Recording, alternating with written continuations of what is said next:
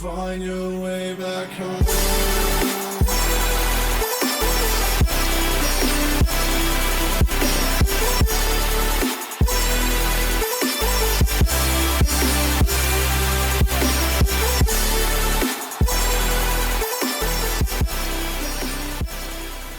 Hi, my name's Dustin. This is my 1993 JDM Del Sol SIR, also known as the Savag3Sol.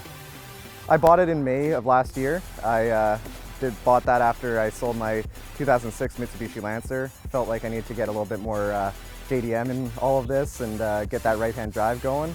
Thought this would be the best car to do it. Money for value. It was there for me. Decided to take it.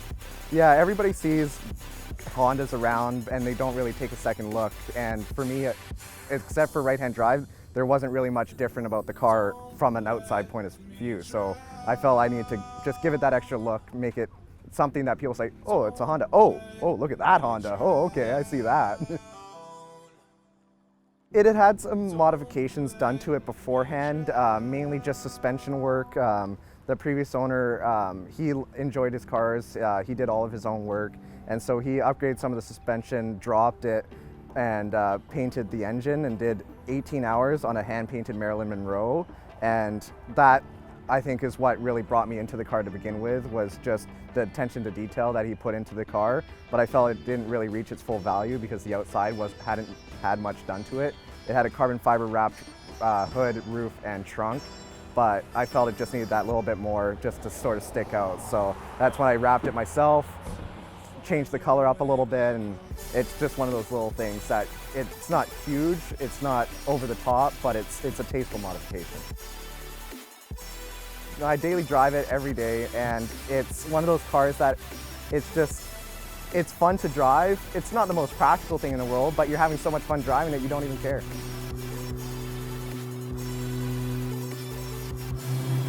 This is what's so cool about car culture too. When you talk to a guy like Dustin and see what he's done with this car, sure, it came slightly modified from the previous owner, but he went out looking specifically for a JDM Del Sol, an SIR at that matter, one that you never really see around Vancouver. It's very rare to see. And that's what you do. That's what you have to do. You take a car, not a lot of people have, make it your own, and people will pay attention.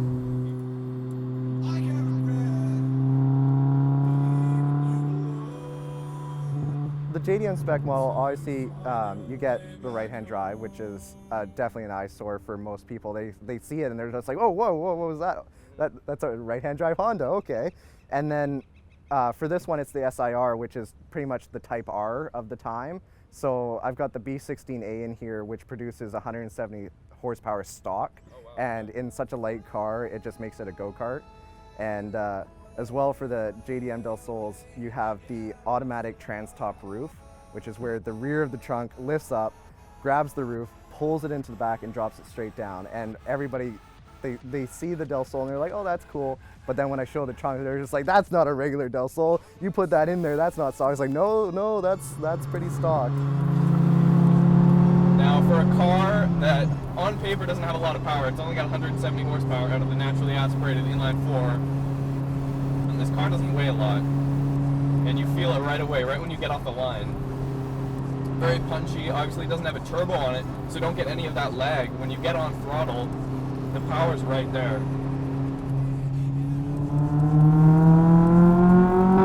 There's VTEC.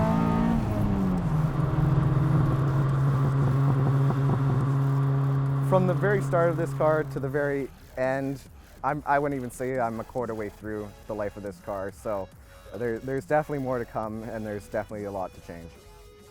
I'd probably do a K20 swap in there, throw a turbo in there, just slam it even farther to the ground, and just more carbon fiber bits, just sort of reduce some of the weight, because it is a Honda.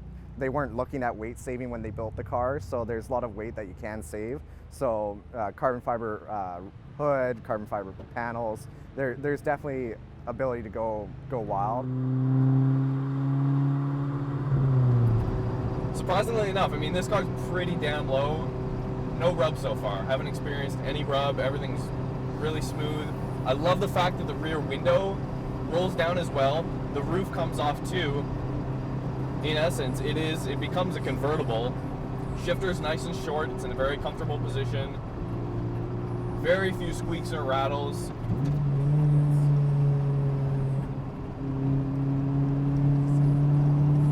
Suspension is stiff, but this is his daily driver. It's not over the top stiff, which is a good thing for sure. I like the car culture because everybody's pretty accepting of any car that you bring, whether it's a stock Integra that you're just starting to work on, or if it's a fully built like Supra or anything like that. Everybody's car gets admired in one way or the other, and everybody's really nice about it. And that's what I love about being up here is everybody enjoys every car. I'm really curious to see how much this car actually weighs, because it feels extremely light, even going up a hill right now. VTEC. Wow, you really hear it pop right around 6 grand. That's where you get the most power, 6 to 8 grand. It's got an 8,000 RPM red line, and it loves to rev. Let's take it right up there.